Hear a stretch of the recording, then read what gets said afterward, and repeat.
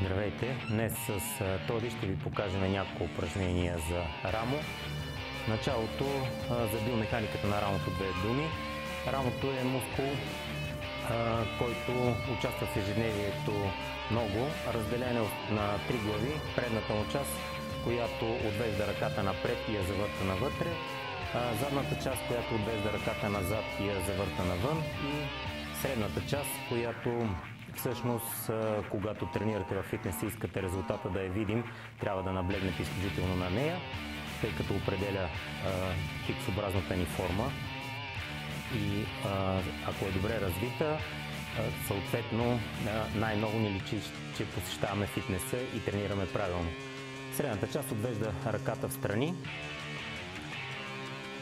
и съответно навън от тялото. Първото упражнение, което ще покажем, това е разтваряне на ръцете в страни. Большинството трениращи допускат грешката, че просто размахват ръцете, опитвайки се да вдигнат тежестта възможно най-високо. Съответно, усилието тук трябва да ни идва от лакъта, тъй като това е най-близката точка, подвижна, която е до рамото, за да насочим максимално усилие в рамото.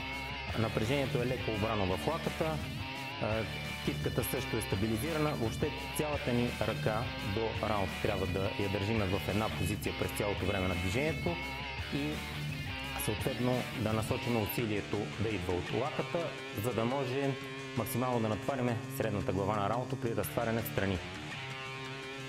Образно може да си представим, че държиме две бутилки с някаква течност. В долната позиция леко гърлата си насочени нагоре и при движението нагоре съответно се опитваме да ги изсипеме в горната фаза на движението. Моля Тоди да ни демонстрира. Ето това е движението.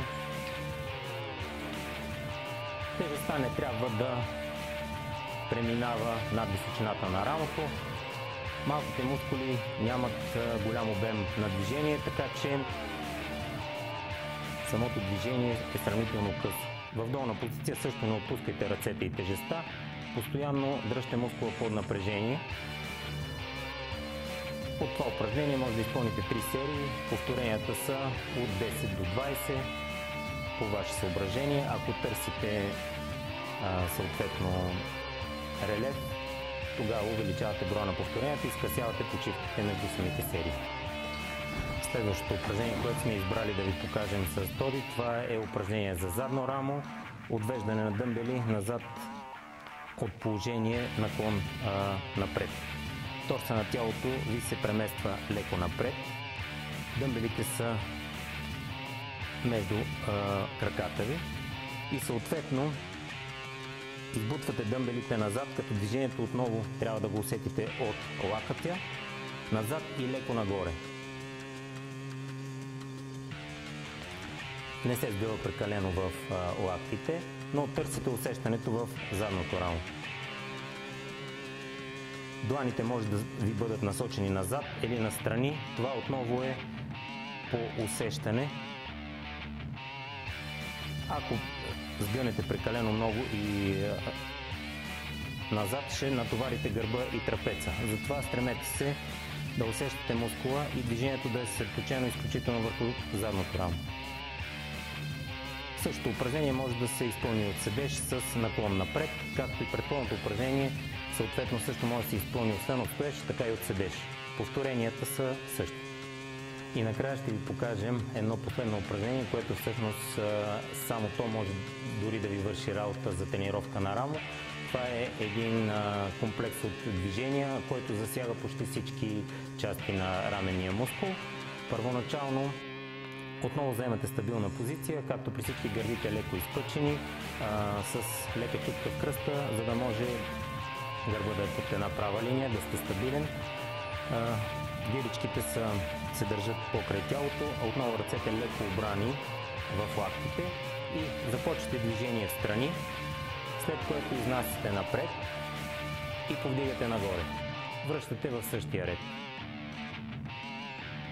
Стремете се да изпълнявате упражнението бавно и контролирано, като търсите усещането в мускула, така че накрая, след като направите 5-6 повторения, умората в мускула вече да е осезателна и така продължавате.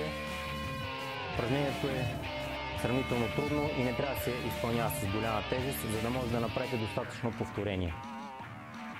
Повторенията отново може да са от 10 до 20 броя и съответно да ги минете в 3 кръга.